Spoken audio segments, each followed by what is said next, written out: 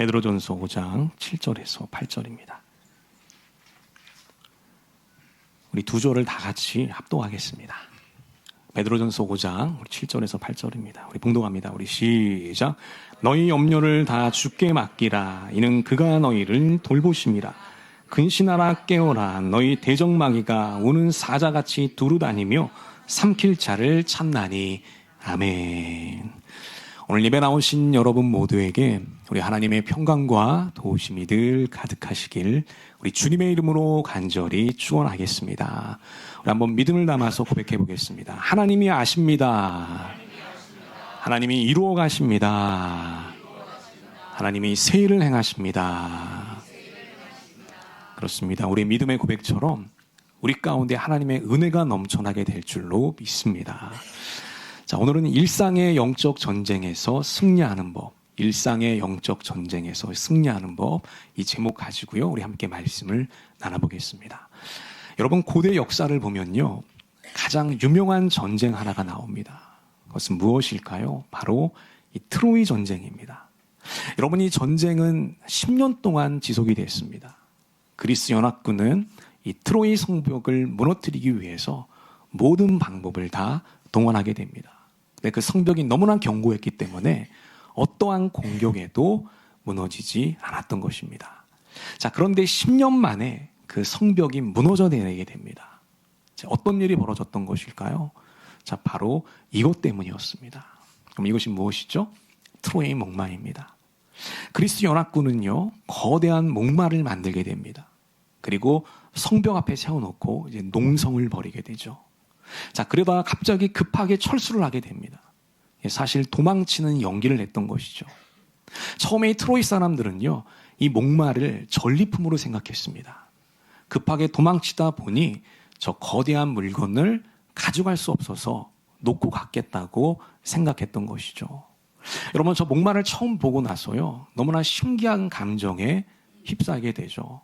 너무나 거대하고 또 너무나 놀라웠습니다. 자, 그래서 그 목마를 이제 트로이 성 안으로 들이게 되는 것입니다. 여러분, 저 목마 안에 무엇이 들어있었을까요? 바로 그리스 연합군의 정예병사들이 숨어 있던 것이죠. 모든 사람들이 밤을 자는 한밤중이 되었습니다. 자, 그때 저 목마 안에 숨어 있던 정예병들이 나오게 됩니다. 여러분, 나와서 가장 먼저 했던 일이 무엇일까요? 바로 성문을 열어주는 것이었습니다. 자, 성문을 열어줘서 그리스 연합군들이 들어오게 됐고요. 자, 이로써 10년 만에 이 초롱성 같았던 트로이 성벽은 아주 허무하게 무너져 버리고 말았던 것이죠. 그러니까 명성에 비해서 정말 허무한 결말을 맞이하게 됐던 것입니다. 여러분, 우리는 이 이야기를 통해서요, 아주 한 가지 중요한 교훈을 발견하게 됩니다. 그것이 바로 이것이죠. 아무리 견고한 성벽 안에서, 여러분, 성벽도 이 안에서 무너지면 소용이 없더라는 것입니다. 한번 따라해 보겠습니다. 안에서 무너지면 소용이 없습니다.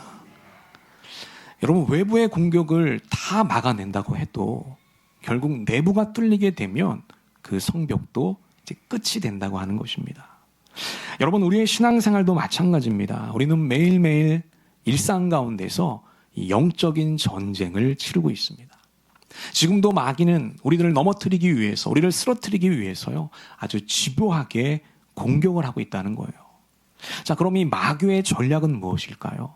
그 전략이 바로 이 트로이 목마와 같다는 것이죠. 겉으로 볼 때는 멀쩡해 보입니다. 아니, 놀라운 것으로 보입니다. 그럴듯한 것으로 보이고요, 심지어 합당한 것처럼 보입니다. 이러한 것들을 우리들에게 계속해서 넣어주고 있다는 거예요. 그럼 그것이 결국 무엇인가? 그게 바로 이 생각과 말이라고 하는 거예요. 이 생각과 말을 통해서 마귀는 지금도 우리의 일상을 계속해서 공격해오고 있다는 것이죠. 여러분, 그래서 오늘은요, 우리의 일상생활 가운데서 벌어지는 이 영적 전쟁, 이것을 우리가 어떻게 승리할 수 있는가를 살펴보고자 합니다. 특별히 이 말과 이 생각을 어떻게 지킬 수 있는지 우리 한번 관련 내용들을 살펴보고자 합니다. 우리 함께 말씀을 나눌 때에 여러분 각자에게 주시는 하늘의 음성과 또 믿음의 순종이 있었으면 좋겠습니다. 우리 모두에게 그런 은혜가 있게 되시기를 우리 주님의 이름으로 간절히 기도하고 축원하겠습니다. 우리 먼저 첫 번째 한번 보겠습니다. 우리 함께 읽어볼게요. 우리 시작. 우리는 생각을 지켜야 합니다. 생각은 영적 전쟁의 최전선입니다. 여러분, 우리가 첫 번째로 지켜야 될 게 뭐라고요? 생각을 지켜야 한다는 겁니다. 왜냐하면 이 생각이 우리 영적 싸움터의 최전선이 되기 때문입니다. 마귀가 가장 먼저 공격하는 것이 바로 우리의 생각이라고 하는 것입니다. 자, 우리 고린도후서 10장 우리 4, 5절 우리 다 같이 한번 읽어보겠습니다. 우리 시작. 우리의 싸우는 무기는 육신에 속한 것이 아니요 오직 어떤 견고한 진도 무너뜨리는 하나님의 능력이라. 모든 이론을 무너뜨리며 하나님 아는 것을 대적하여 높아진 것을 다 무너뜨리고 모든 생각을 사로잡아 그리스도에게 복종하게 하니. 아멘. 여러분, 이 구절에 보면 하나님의 능력이 나옵니다. 특별히 우리의 생각을 다루시는 하나님의 능력이 나오죠. 자, 먼저 하나님의 능력은요, 어떤 견고한 진도 무너뜨린다고 하는 것입니다. 여러분, 여기 나오는 이 견고한 진은 무엇일까요? 바울이 말하는 이 견고한 진은 무엇일까요? 그것은 실제적인 진이 아니에요. 물리적인 진이 아닙니다. 바로 우리 생각 속에 있는 견고한 진이라는 거예요. 우리 안에 있는 견고한 진이라는 겁니다. 그럼 결국 그게 무엇일까요? 여러분, 그것은요, 우리 안에 있는 부정적인 생각들이에요. 우리 안에 있는 비관적인 생각들입니다. 우리 안에 있는 악한 생각이라는 것이죠. 그런 생각들이 계속해서 누적되고 쌓이면서 나를 포위하는 견고한 진이 된다고 하는 것입니다. 여러분, 그 견고한 진이 계속해서 두꺼워지고 강력해지겠죠. 여러분, 그렇게 되면 나중에 어떻게 될까요? 바로 이렇게 되는 것입니다. 어떻게 돼요? 하나님의 말씀이 들려와도요, 나도 모르게 밀어내게 된다고 하는 것입니다. 여러분, 하나님은 우리를 사랑하신다고 말씀하죠. 근데 나는 이 세상에 쓸모없는 것처럼 느껴집니다. 하나님은 나와 동행하신다고 말씀하십니다. 그런데 나는 이 세상 가운데 벌어진 것처럼 느껴져요. 하나님은 나를 도와주신다고 말씀하십니다. 그런데 나는 사면초가인 것처럼 느껴지게 된다는 것이죠. 우리 안에 있는 이 부정적인 생각의 진이 너무나 강력해서 하나님의 말씀을 듣지 못하게 한다는 거예요. 그 말씀이 내 안에 들어오지 못하게 된다는 겁니다. 여러분, 마귀는요, 우리의 환경을 공격하지 않습니다. 우리의 가장 먼저 공격 지점이 있어요. 그게 어디라는 거예요? 바로 생각이라고 하는 것입니다. 마귀는 지금도 끊임없이 우리들에게 부정적인 화살을 쏘고 있어요. 넌 안 돼. 넌 약해. 넌 끝났어. 하나님은 너를 도와주지 않을 거야. 너는 실패하고 말 거야. 이런 부정적인 생각을 계속해서 뿌리는 것이죠. 여러분, 처음에는요, 이런 생각들이 스치듯이 지나갈 수 있습니다. 누구나 그런 생각이 들기 마련이죠. 자, 그런데 시간이 지나다 보면은요, 나도 모르게 이 생각을 붙잡고 있더라는 거예요. 그리고 이 생각을 묵상하게 됩니다. 나도 모르게 이 생각에 매몰되게 돼요. 그러면서 그 비관적인 생각이 나를 포위해버리는 아주 견고한 진으로 만들어버리게 된다는 것입니다. 여러분, 그래서 바울은요, 우리들에게 한 가지 방법을 알려줘요. 자, 그 방법이 우리가 방금 읽었던 그 5절 말씀에 나와 있습니다. 자, 거기 보면 뭐라고 얘기하냐면, 우리의 모든 생각을 사로잡아서 그리스도에게 복종시켜야 된다, 이렇게 말하고 있습니다. 우리의 모든 생각을 다 사로잡아서 누구에게 복종시켜라? 그리스도에게 복종시켜야 한다는 거예요. 그게 바울의 비결이었던 겁니다. 자, 그러면 우리의 생각을 사로잡아서 그리스도에게 복종시키는 것이 과연 무엇일까? 그 의미가 무엇일까요? 그것이 바로 이것입니다. 우리의 모든 생각을 그리스도의 말씀으로 다스려야 한다는 것입니다. 여러분, 너무나도 중요한 말씀이죠. 우리 한번 따라해 보겠습니다. 모든 생각을 말씀으로 다스려야 됩니다. 우리 한 번 더 꼭 기억하시면서 다시 한번 읽어보겠습니다. 모든 생각을 말씀으로 다스려야 됩니다. 여러분, 이것이 바로 바울의 방법이었던 것입니다. 예를 들면 이런 것입니다. 우리가 인생을 살다 보면 종종 혼자 있는 것처럼 느껴질 때가 있어요. 이 세상에 버려진 것 같은 느낌이 들 때가 있습니다. 누구라도 그런 생각이 들 때가 있습니다. 또 내가 하나님을 믿고 섬겼는데 하나님이 저 멀리 있는 것처럼 느껴질 때가 있다라는 거예요. 자, 그렇게 부정적인 생각, 안 좋은 생각이 들었을 때 뭘로 다스려라? 하나님의 말씀으로 그 생각을 다스려야 한다는 겁니다. 여러분, 하나님의 말씀은 무엇이라고 얘기할까요? 하나님은 우리의 아버지가 되신다고 얘기합니다. 그 아버지 되시는 하나님이 오늘도 우리를 보살펴 주시고 돌봐주신다고 하는 거예요. 하늘에 나는 새를 보라, 들에 핀 백합화를 보라. 그들은 아무것도 하지 않지만 내가 지금도 그들을 돌봐주고 먹여주고 있지 않느냐. 하물며 너희일까 보냐.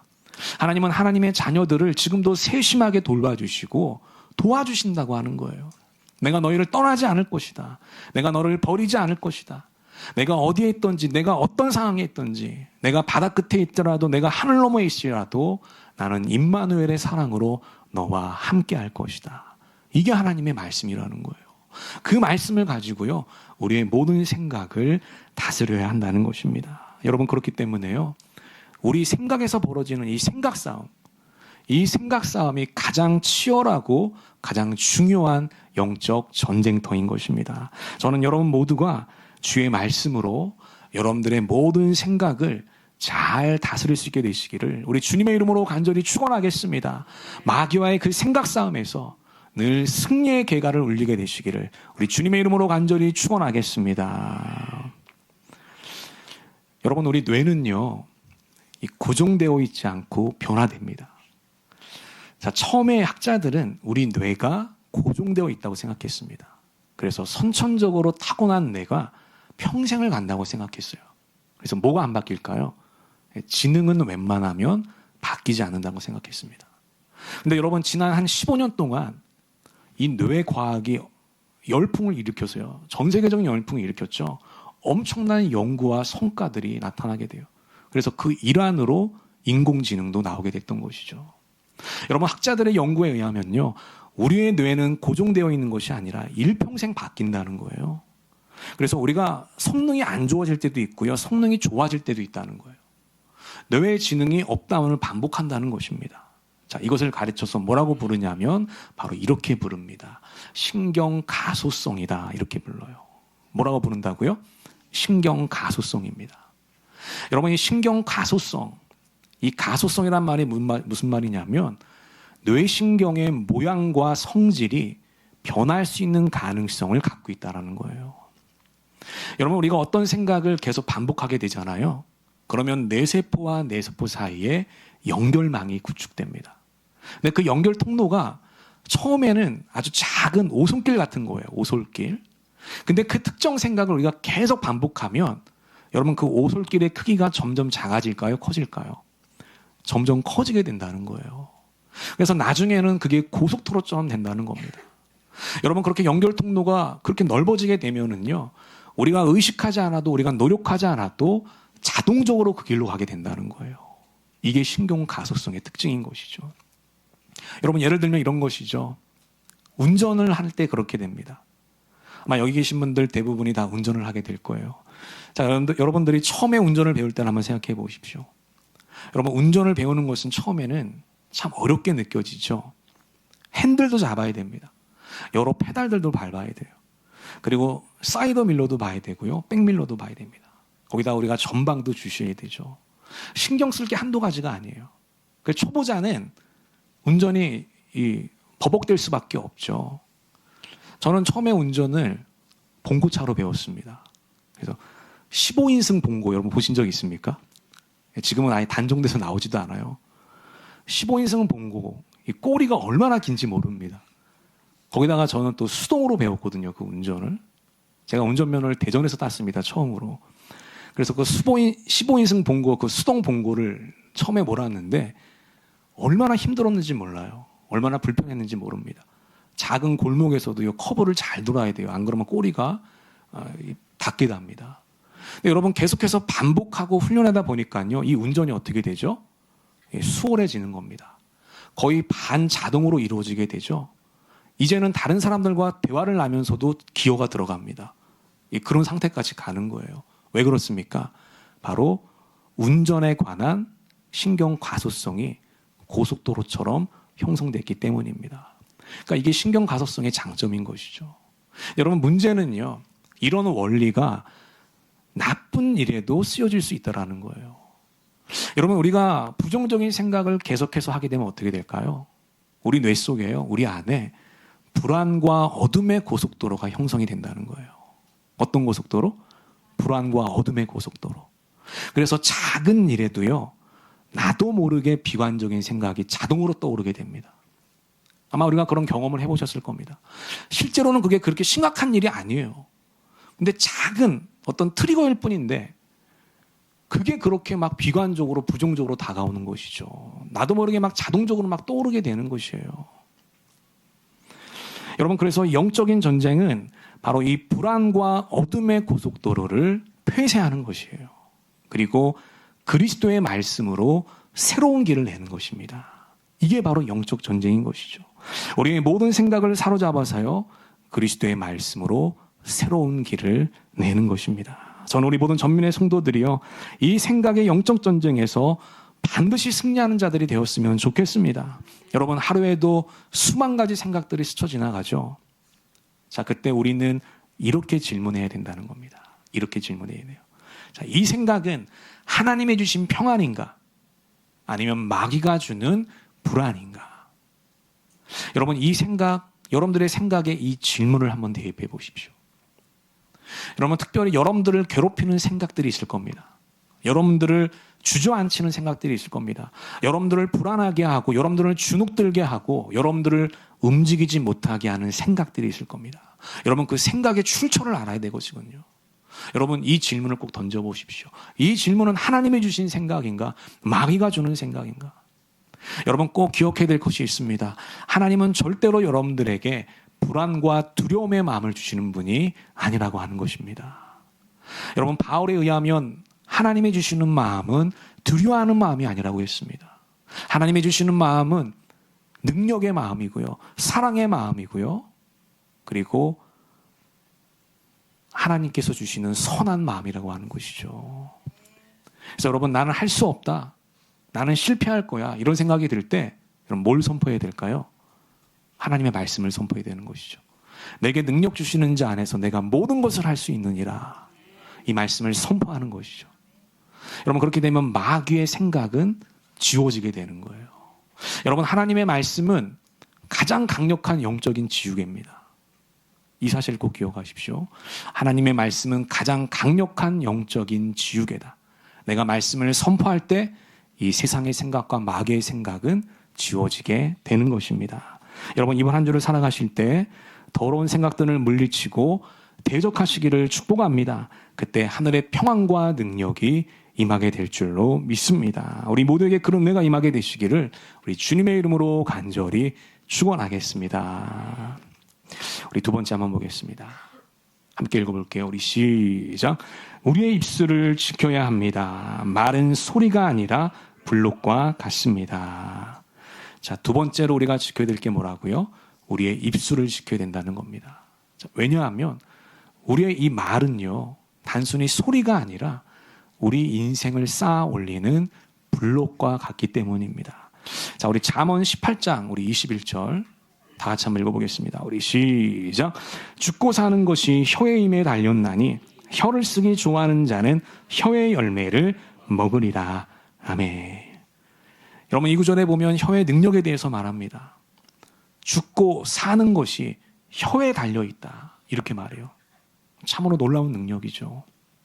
그리고 또 이렇게 말합니다. 혀를 쓰기 좋아하는 자. 그러니까 혀를 우리가 어떻게 썼는지에 따라서 그 열매를 먹게 된다는 거예요.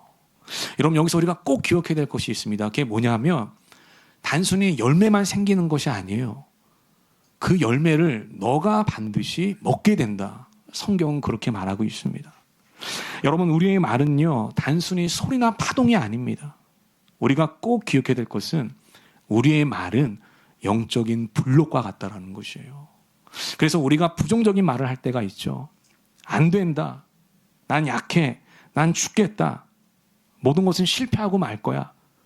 이런 말을 하는 것은 단순히 소리를 내뱉는 것이 아니라 보이지 않는 그 영적인 더러운 불록을 쌓는 것 같다는 거예요. 내 인생이 그렇게 쌓아지는 것이죠. 여러분, 반대도 마찬가지겠죠. 나는 할 수 있다. 하나님이 나를 도와주실 것이다. 내 인생에 하나님의 능력이 나타날 것이다. 나도 성경의 인물들처럼 기적의 주인공이 될 수 있다. 이렇게 우리가 말을 고백하면 그 긍정의 블록이, 그 믿음의 블록이 우리 인생을 쌓아가게 되는 것이에요.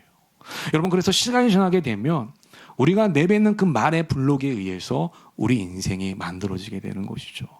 부정의 말을 많이 하는 사람들은요, 결국 무너지게 되는 것이고요. 긍정의 말, 믿음의 말을 한 사람은 견고하고 아름다운 인생으로 만들어져 가게 되는 것입니다. 저는 여러분 모두에게 이 입술을 잘 지킬 수 있는 지혜와 절제가 있게 되시기를 우리 주님의 이름으로 간절히 축원하겠습니다. 그래서 여러분들의 입술이 축복의 통로가 되기를 우리 주님의 이름으로 간절히 축원하겠습니다. 그렇게 돼야 한다는 겁니다. 여러분, 인지심리학에 보면 아주 재미있는 효과가 있습니다. 자, 그 효과가 바로 이 효과입니다. 프라이밍 효과라는 것이 있어요. 무슨 효과요? 이 프라이밍 효과입니다. 한번 따라해 보겠습니다. 프라이밍 효과. 자, 이 효과는 굉장히 이게 재밌는 효과입니다. 자, 이게 뭐냐면, 자, 먼저 들은 정보가 있잖아요. 그렇게 되면 그 다음 정보를 해석하는데 그 먼저 들은 정보가 영향을 준다고 하는 것이에요. 그러니까 예를 들면 이런 것입니다. 여러분들이 친구들과 만나서 대화를 합니다. 근데 한 친구가 그런 얘기를 하는 겁니다. 요즘 사람들은 참 이기적인 것 같아. 요즘 사람들이 좀 팍팍해지고 이상해지는 것 같아. 이런 얘기를 했어요. 근데 그 당시 들을 때는 그냥 그 소리를 흘려 듣게 돼요. 자, 그리고 이제 모임이 파하고 집으로 돌아가요.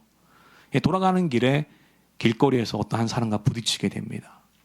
자, 그때 평소 같았으면, 보통 같았으면, 아, 이 사람이 뭐 바쁜 일이 있었나 보다. 혹은 뭔가 못 봐서 실수를 했나 보다. 이렇게 넘어갈 수 있거든요. 근데 이제 그 소리를 들었잖아요. 그걸 어떻게 해석할까요? 진짜로 요즘 사람들은 이기적인 것 같아. 왜 이렇게 사람들이 팍팍한 거야? 왜 이렇게 이상해지는 거지? 이렇게 해석을 한다는 거예요. 이게 프라이밍 효과라는 것이죠. 여러분, 이런 효과는 광고에서도 자주 보게 됩니다. 여러분, 한번 광고를 떠올려 보십시오. 따뜻한 가정이 나와요. 거기 여러 식구들이 나오죠. 막 재밌게 웃고 떠듭니다. 그 모습만 봐도 행복한 모습이에요. 그리고 배경에는 아주 달콤한 음악이 흘러나옵니다. 자, 그리고 광고 후반부에 뭐가 나올까요? 드디어 이제 제품이 나오죠. 서비스가 나옵니다. 그럼 그 제품은 어떤 제품이 되는 거예요? 예, 따뜻한 제품이 되는 겁니다. 행복한 제품이 되는 거예요. 그래서 여러분, 마케팅에서도 이 프라이밍 효과를 아주 잘 활용하고 있는 것을 보게 됩니다. 자, 그런데 이런 프라이밍 효과는 우리 일상에서도 나타나게 된다는 거예요. 자, 바로 이것입니다. 여러분, 우리 주변에 보면 힘들다, 짜증난다 이 말을 달고 사는 사람들이 있어요. 그게 내가 될 수도 있습니다. 근데 이렇게 여러분, 이런 말을 달고 사는 사람들은요, 여러분 실제로 자기가 내뱉은 그 말 있죠? 그 말을 이미 내뱉었잖아요. 그리고 그 말 속에는 감정이 담겨져 있기 마련이거든요. 그러니까 자기가 내뱉은 그 말과 그 감정에 이미 포위가 돼서 그런 프레임으로 세상과 사람들을 바라보게 된다는 거예요. 그러니까 실제로 이 세상은 그렇지가 않아요. 여러분, 주변 사람들은 그렇지가 않습니다. 근데 자기 말과 감정에 포위가 돼서 그렇게 바라보는 것이죠. 자기 혼자 그렇게 해석하는 거예요. 그러니까 말 그대로 자기 혼자만의 세상에 갇혀서 살아가게 되는 것입니다. 참으로 안타까운 사람이라고 할 수 있습니다. 여러분, 그리고 또 하나, 사람들은 남 얘기하는 것을 좋아하죠. 근데 남 얘기하는 것이 좋습니다. 근데 좋은 얘기를 해야 괜찮은 건데 나쁜 얘기를 해서 그게 문제인 것이죠. 여러분, 우리 신앙인들은요, 그렇기 때문에 비방과 험담을 경계해야 되는 것이에요. 자, 여러분들이 야, 이 사람은 저런 사람이야 라고 말하는 순간, 자, 그 사람을 규정짓게 되죠. 그러면 그 말을 하는 사람과 그 말을 듣는 사람은요, 그런 언어로, 그런 프레임으로 그 사람을 바라볼 수밖에 없어요. 그 사람을 나중에 보게 되잖아요. 나쁜 점을 보게 됩니다. 그래서 여러분, 비방과 험담 안에 들어와 있던 사람은 절대로 그 사람을 좋게 볼 수가 없어요. 왜냐? 그게 바로 프라이밍 효과 때문에 그런 것이에요. 실제로 좋은 일을 해도 그거를 나쁘게 해석하게 되는 것이죠. 저는 우리 모든 전민의 성도들이요, 이 입술을 잘 지키는 신앙인들이 되었으면 좋겠습니다. 여러분, 우리가 입술을 잘 지키기 위해서는요, 훈련이 필요해요. 그래서 이번 한 주는 우리의 입술을 지키는 훈련을 했으면 좋겠어요. 어떤 훈련이냐? 바로 이런 훈련이 필요합니다. 자, 말하기 전에 몇 초? 2초를 생각하자. 어떤 생각? 이 말은 하나님의 기뻐하실 만한 말인가? 이 말은 사람을 살리는 말인가? 자, 반대로 이 말은 마귀가 나를 통해서 부정적인 말을 내뱉는 것인가? 우리가 이 생각을 해야 한다는 것입니다. 자, 몇 초간? 2초간 생각하십시오. 우리의 말을 점검해 봤으면 좋겠습니다. 여러분, 우리의 말은 영적인 블록입니다. 내 말에 따라서 내 인생의 건물이 쌓아져 올라가는 것이죠. 이 사실을 기억하면서 이번 한 주 우리의 말과 생각을 잘 지켰으면 좋겠습니다. 여러분, 우리의 말을 잘 지키는 방법, 또 하나 중요한 방법은 좋은 말을 많이 하는 거예요. 이왕이면 좋은 말을 하는 것입니다. 나는 하나님의 자녀입니다. 하나님이 나를 사랑하십니다. 전능하신 하나님이 나를 지금도 돌봐주십니다. 나와 동행하십니다. 이렇게 믿음으로 선포할 때 여러분들의 입술은 축복의 통로가 되는 것입니다. 우리 인생에서 말의 축복과 능력을 경험하는 저와 여러분 되시기를 주님의 이름으로 간절히 축원하겠습니다. 새롭게 시작하는 이번 한 주 우리의 일상 가운데서 특별히 생각과 말의 영적 전쟁에서 이번 한 주도 승리의 개가를 울리는 우리 모든 전민의 성도들이 되시기를 우리 주님의 이름으로 간절히 축원하겠습니다. 아멘. 우리 기도하겠습니다. 하나님 아버지, 오늘도 예배와 말씀을